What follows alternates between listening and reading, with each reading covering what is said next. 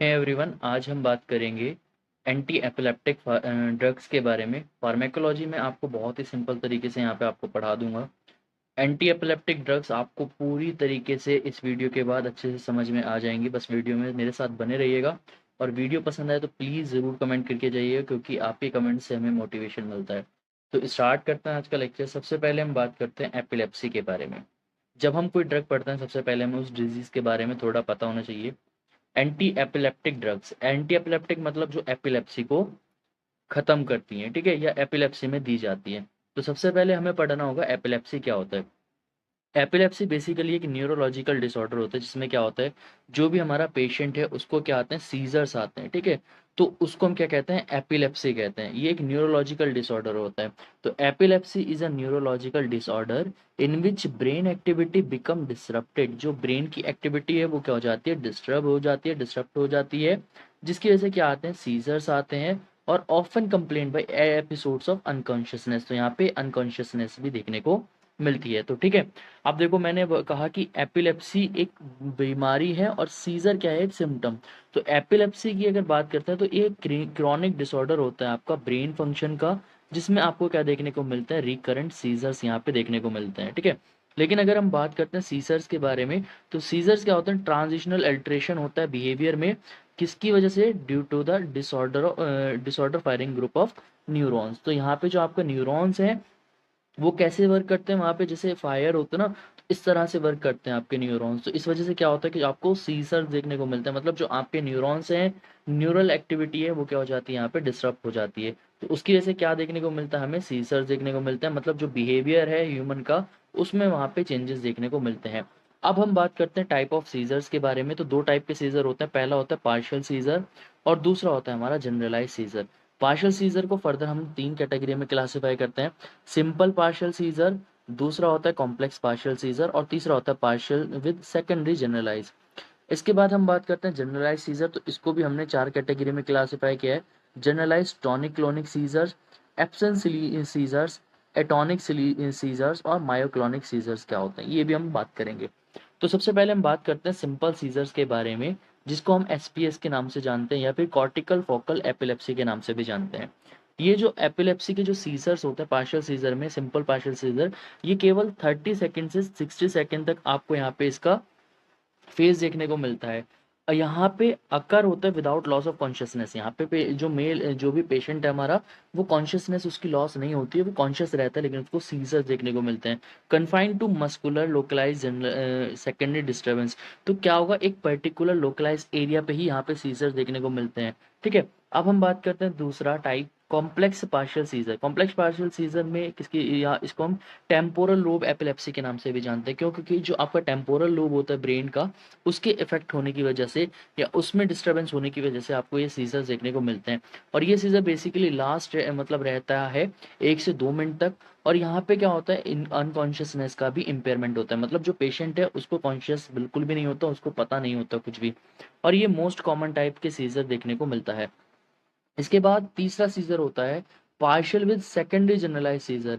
ये सिंपल हो सकता है, कॉम्प्लेक्स पार्शियल सीजर कुछ भी हो सकता है, या तो सिंपल और कॉम्प्लेक्स दोनों हो सकता है। और इसमें क्या होगा, मे इवॉल्व इनटू जनरलाइज सीजर। और ये जो हमारे सिंपल और पार्शियल सीजर, जो हमारा कॉम्प्लेक्स पार्शियल सीजर था, ये किस में बदल सकता है, जनरलाइज सीजर में। तभी इसको हम क्या कहते हैं, partial with secondary generalise seizure. है तो पार्शियल, लेकिन वो किस में कन्वर्ट हो सकता है, जनरलाइज सीजर में कन्वर्ट हो सकता है। अब हम बात करते हैं जनरलाइज सीजर। जनरलाइज सीजर में सबसे पहले हम बात करते हैं, तो इसमें अगर बात की जाए तो जनरलाइज टॉनिक क्लॉनिक सीजर सबसे पहले हम बात करते हैं। तो ये क्या होता है, एकदम से जो है पेशेंट हमारा, उसका कॉन्शियसनेस लॉस हो जाता है, ठीक है। और जो उसकी मसल्स हैं वो कॉन्ट्रैक्ट हो जाती हैं थ्रू आउट द बॉडी। सारी बॉडी की मसल्स क्या देखने को मिलेंगी, कॉन्ट्रैक्ट देखने को मिलेंगी, खिंची हुई मसल्स देखने को मिलेंगी। तो जनरलाइज टॉनिक क्लॉनिक सीजर क्या होता है, characterise by sudden loss of consciousness. सबसे क्या होगा, अचानक से जो पेशेंट है उसकी कॉन्शियसनेस खत्म हो जाएगी, और जो उसकी पूरी बॉडी है वो क्या हो जाएगी, टाइटनिंग देखने को मिलेगी, स्टिफनेस देखने को मिलेगी, followed by sustained contraction of muscles through out the body. और ये कब तक रहता है, 1 मिनट तक रहता है। और बाद में यहाँ पे क्या होता है, जर्क की तरह से स्टार्ट होता है। जैसे कोई चीज एकदम से जर्क से स्टार्ट होते हैं, झटके से, तो इस तरह से जो हमारे सीजर्स हैं वो स्टार्ट होके देखने को मिलेंगे। इसके बाद दूसरा है हमारा एब्सेंस सीजर, या जिसको हम क्या कहते हैं, माइनर एपिलेप्सी के नाम से जानते हैं। इसका भी सडन ऑनसेट होता है, कॉन्शियसनेस यहाँ पे भी पेशेंट हमारा लॉस कर सकता है, ठीक है। और अगर हम बात करते हैं जितनी भी एक्टिविटी है, जो भी मतलब नॉर्मल एक्टिविटी थी, वो कितने सेकंड के लिए स्टॉप हो जाती है, 30 सेकंड के लिए। तो इसका जो टाइम पीरियड है वो 30 सेकंड का बताया है। इसके बाद है एटॉनिक सीजर। एटॉनिक सीजर क्या होता है, आपने देखा होगा कुछ लोग क्या होते हैं, अचानक से जब उनको दौरा आता है मिर्गी वगैरह का, तो खड़े खड़े जमीन पे गिर जाते हैं, ठीक है। तो यहाँ पे क्या होता है, sudden loss of postural tone, जो उसका पोस्चर था, बॉडी का जो पोस्चर था, वो क्या हो जाता है, एकदम से लॉस हो जाता है, और सारी मसल्स क्या हो जाते हैं, रिलैक्स हो जाते हैं, और वो क्या होता है, सीधा जहाँ पे भी होगा वो उसी जगह पे गिर जाता है। इसको कहा जाता है एटॉनिक सीजर। दूसरा है myoclonic seizure, myoclonic seizure. Myoclonic seizure ये भी सडन होता है। इसमें लेकिन क्या देखो, यहाँ पे क्या था, रिलैक्सेशन ऑफ मसल देखने को मिला था। यहाँ पे क्या होता है, यहाँ पे मसल कॉन्ट्रैक्ट हो जाती है, पूरी बॉडी की मसल्स एकदम से खिंच जाएंगी। इस तरह से इस सीजर को हम कहेंगे मायोक्लोनिक सीजर। तो ये हमारे कुछ टाइप ऑफ सीजर से, generalise seizure and local seizure के अंदर। आई होप आपको यहाँ तक समझ में आया होगा। अब हम बात करते हैं जो हमारी एंटी एपिलेप्टिक ड्रग्स होती हैं, उनको हम किस तरह से क्लासिफाई करते हैं। तो जो हमारी एंटी एपिलेप्टिक ड्रग्स हैं, उसका हम कुछ कैटेगरी में क्लासिफाई करते हैं। सबसे पहले हाइड्रोथोइंस, बार्बिट्यूरेट्स, डीऑक्सी बार्बिट्यूरेट्स, गाबा ट्रांस एमिनेज इनहिबिटर, बेंजोडाइजापीन्स, सक्सिनमाइड्स, और हमारी कुछ न्यूअर ड्रग्स भी यहाँ पे हम बात करेंगे। तो हाइड्रोथोइंस में कौन कौन सी ड्रग आती है, फिनाइथोइन और मिफिन मिफिनिटोइन, ठीक है। इसी तरह बार्बिट्यूरेट्स में कौन आती है, फिनो बार्बिटोन आ जाता है, मीफो बार्बिटोन आ जाता है। डीऑक्सी बार्बिट्यूरेट्स में प्रेमाइडोन आ सकता है। और गाबा ट्रांस इनहिबिटर में कौन आ जाएगा, आपका वेल्पोरिक एसिड आ जाएगा। बेंजोडाइजापीन में डायजेपाम, क्लोडिजिपाम, लोराजिपाम। ये आपको मैंने सेडेटिव एंड हिप्नोटिक्स पढ़ाया था, उस टाइम पे भी मैंने बेंजोडाइजापीन और बार्बिट्यूरेट्स के बारे में डिस्कशन किया हुआ है। आप मेरी प्रीवियस वीडियो भी जाके देख सकते हो अगर आपको सेडेटिव एंड हिप्नोटिक्स नहीं पता है और आप पढ़ना चाहते हो, तो मैं लिंक डिस्क्रिप्शन बॉक्स में दे दूंगा, आप वहां से जाके देख लेना। सक्सिनामाइड में क्या है, इथोसक्सिनामाइड। इसी तरह कुछ न्यू ड्रग्स ऐड की गई हैं, जैसे हम वाइगाबेटेरिन, टॉपिरामेट, जोनिसामाइड, थियागाबाइन, लेकोसामाइड। तो यहाँ पे कुछ न्यूअर ड्रग्स को भी ऐड किया गया है। अब हम यहाँ पे कुछ इंपॉर्टेंट ड्रग्स पढ़ेंगे। ऐसा नहीं है कि आपको सारी ड्रग्स याद हो जानी चाहिए, आप कुछ ड्रग उस पर्टिकुलर उस क्लासिफिकेशन से आपको पता होना चाहिए कौन कौन सी ड्रग है। तो सबसे पहले हमारी मेन ड्रग आती है यहाँ पे फिनोबार्बिटॉन। तो फिनोबार्बिटॉन में हम बात करेंगे, अभी मैंने आपको फिनोबार्बिटॉन में कौन कौन सी ड्रग आती है, पहला आता है फिनोबार्बिटॉन किस में आता है, हमारा बार्बिट्रेट्स में। तो फिनोबार्बिटॉन और मीफोबार्बिटॉन किस में आता है, बार्बिट्रेट्स में। तो किस तरह से बार्बिट्रेट्स हमारी वर्क करती हैं, तो सबसे पहले हम बात करते हैं फिनोबार्बिटॉन के बारे में।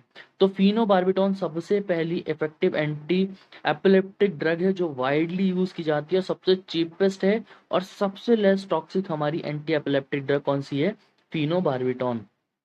अभी फिनोबार्बिटॉन वर्क कैसे करती है, तो ये वर्क करती है साइनेप्स पे हमारे। ये क्या करती है, enhance the action of inhibitory GABA receptor. तो आपको पता है हमारा जो दो टाइप के रिसेप्टर होते हैं, एक होता है हमारा एक्साइटेटरी, एक होता है इनहिबिटरी। तो इनहिबिटरी रिसेप्टर पे क्या करेगी, उसको इनहांस कर देगी, जो हमारी एक्टिविटी को कम कर देगा, न्यूरल एक्टिविटी को। और जो हमारी एक्साइटेटरी न्यूरोट्रांसमीटर था एसिटाइलकोलिन, उसको क्या कर देगी, कम कर देगी, जिसकी वजह से जो हमारी एक्साइटेटरी एक्टिविटी है वो कम हो जाएंगी। तो यहाँ पे क्या करते हैं, सबसे पहले ये एक्ट करते हैं किस पे, साइनेप्स पे। साइनेप्स क्या होता है आपको पता होगा, जो हमारा जंक्शन होता है दो न्यूरॉन के बीच का, उसको हम क्या कहते हैं, साइनेप्स कहते हैं। मतलब जहाँ पे दो हमारे न्यूरॉन आके जुड़ रहे होते हैं उसको हम कहते हैं साइनेप्स। तो ये साइनेप्स पे किस तरह वर्क करती है, ये इनहांस कर देती है किसका एक्शन, इनहिबिटरी न्यूरोट्रांसमीटर जो हमारा गाबा है।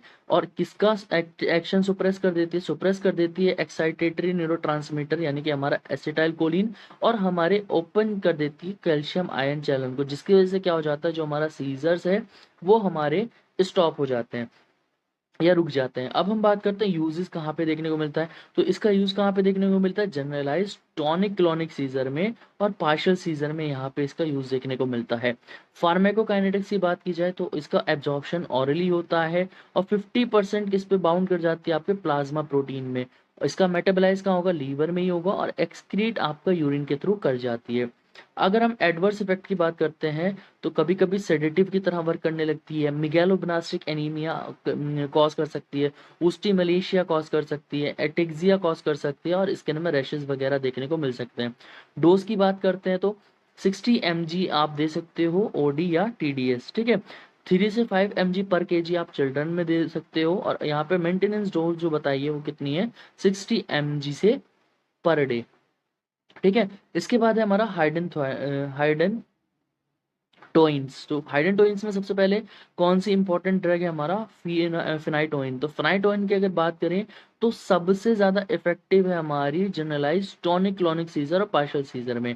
लेकिन इसकी जो पुअर सेडेटिव प्रॉपर्टी है, सेडेटिव ड्रग्स मैंने आपको पढ़ा रखा है, वो ड्रग्स जो क्या करती हैं, नींद को उत्पन्न करती हैं, वो होती है हमारी सेडेटिव या हमारी, ठीक है, सॉरी, जो हमारी एक्टिविटी को, एक्साइटेड एक्टिविटी को कम करती है, वो होती है हमारी सेडेटिव ड्रग्स। ठीक है, और ये क्या नहीं करती है, हमारा डिप्रेशन वगैरह नहीं करती है हमारे सीएनएस का। ये कौन, फिनाइटोइन। अब फिनाइटोइन का मैकेनिज्म क्या है, ये क्या करती है, ब्लॉक कर देती है एनए को, जो हमारे जो हमारा पोस्ट साइनेप्टिक न्यूरॉन है।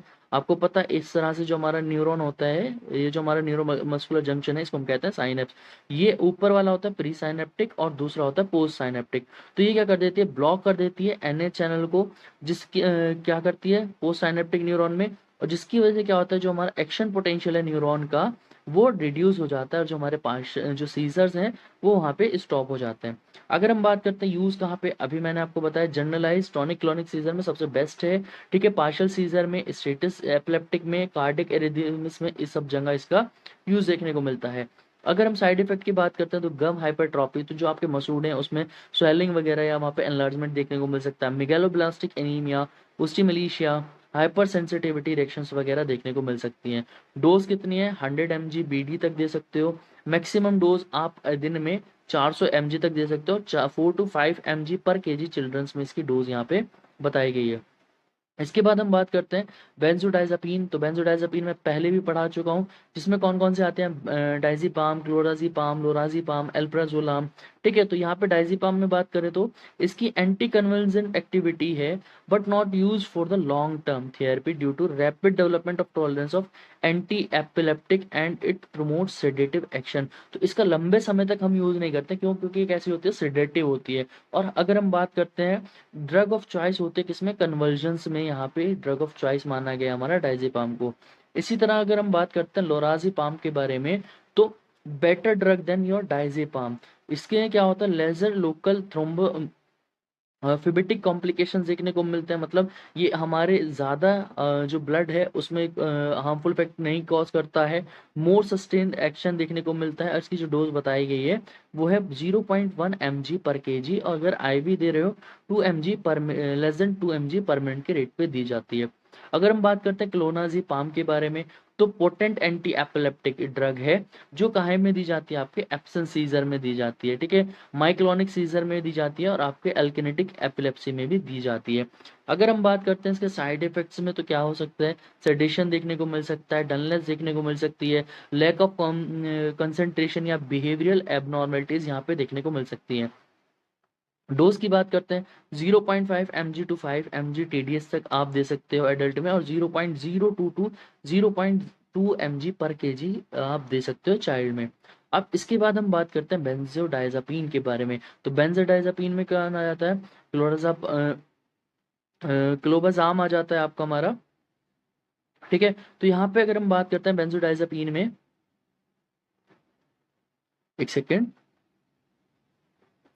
possess useful anti-epileptic effect in partial secondary generalized tonic-clonic seizure absent और atonic seizure वगैरह में, ये हमारे लिए बेस्ट है। अब हम बात करते हैं generally use as an adjacent to other anti epileptic drug. तो एंटी एपिलेप्टिक ड्रग की जगह पे, जहाँ पे आप कुछ एंटी एपिलेप्टिक सॉरी ड्रग नहीं दे सकते, वहां पे आप इसको यूज कर सकते हो। साइड इफेक्ट की बात की जाए, डिजीनेस, मूड डिसऑर्डर, डिप्रेशन, फैटिक वगैरह देखने को मिलेंगे। इसके बाद डोज बात की जाए तो 10 to 20 mg बेड टाइम पे आपको दी जाती है, और इसको इंक्रीज किया जा सकता है 60 mg पर डे तक। अब इसके बाद है हमारा गामा ट्रांस एमिनेज इनहिबिटर। तो गामा ट्रांस एमिनेज इनहिबिटर क्या होता है, ये एक ट्रांस एमिनेज एंजाइम होता है, जो हमारे गाबा यानी कि हमारा जो इनहिबिटरी इनहिबिटरी क्या है, इनहिबिटरी रिसेप्ट जो हमारा न्यूरोट्रांसमीटर है उसको इंगल्फ करता है। अब हम क्या करेंगे, ये जो है गाबा ट्रांस एमिनेज इनहिबिटर क्या करेगा, ये ट्रांस एमिनेज को बनने ही नहीं देगा, ये ट्रांस एमिनेज को इनहिबिट कर देगा, जिसकी वजह से जो हमारा गाबा है उसका वहाँ पे डाइजेशन या हमारा ब्रेक डाउन नहीं होगा, जिसकी वजह से क्या होगा, जो हमारा सुप्रेस एक्शन है गाबा का वो देखने को अच्छे से मिल जाएगा। तो यहाँ पे यही है, इसमें इसके अंदर देखो आप वॉल्पेरिक एसिड आता है हमारा, जिसको हम सोडियम वेलपोरेट के नाम से भी जानते हैं। वेरी इफेक्टिव होता है हमारा एब्सेंस सीजर में और हमारे जनरलाइज टॉनिक क्लॉनिक अटैक में। तो यहाँ पे देखो ये क्या करता है, इन्हांस कर देता है किसका लेवल, हमारे गाबा का। गाबा का लेवल कैसे इनहांस कर देता है, ये हमारे गाबा का जो डाइजेशन है, जो हमारे गाबा का ब्रेक डाउन है, ट्रांस एमिनेज जो है गाबा ट्रांस एमिनेज, उसको ब्लॉक कर देता है, उसकी एक्टिविटी को इनहिबिट करता है। तो जिसकी वजह से क्या होता है, जो हमारा गाबा है हमारा वो इन्हांस कर जाता है। और क्या करता है, ब्लॉक कर देता है सोडियम चैनल्स को, जिसकी वजह से क्या हो जाता है, decrease low with threshold calcium current in thalamus, और यहाँ पे क्या हो जाता है, हमारा जो स्ट्रेस है वो रिड्यूस हो जाता है। तो कुल मिला के बात यह है कि ये क्या करता है, हमारा जो गाबा है उसको यहाँ पे उसका ब्रेक डाउन होने नहीं देता, जिसकी वजह से क्या होता है, जो हमारे गाबा है उसकी एक्टिविटी इन्हांस हो जाती है, जो हमारे सीजर्स हैं वो वहाँ पे रुक जाते हैं। अगर हम साइड इफेक्ट की बात करते हैं तो nausea, vomiting, epigastric distress, loose motion वगैरह देखने को मिल सकते हैं। डोज की बात की जाए तो 200 mg TDS आप या मैक्सिमम 800 डोज तक दे सकते हो। 15 से 30 mg या पर केजी पर डे चिल्ड्रन में आप दे सकते हो 3 टाइम्स अ डे। अगर हम बात करते हैं कॉन्ट्रा इंडिकेशन, जो हमारी एंटी एपिलेप्टिक ड्रग्स हैं लीवर डिजीज में, ब्लड डिजीज में और नैरो एंगल ग्लूकोमा में, ये हमारी एंटी एपिलेप्टिक ड्रग्स को कॉन्ट्रा इंडिकेट किया गया है। तो ये था आज का हमारा लेक्चर, जिसमें हमने पूरी अपनी एंटी एपिलेप्टिक ड्रग्स और जो इंपॉर्टेंट ड्रग्स थी वो सारी पढ़ ली हैं। आई होप आपको लेक्चर पसंद आया होगा। मिलता है नेक्स्ट वीडियो में, तब तक के लिए गुड बाय।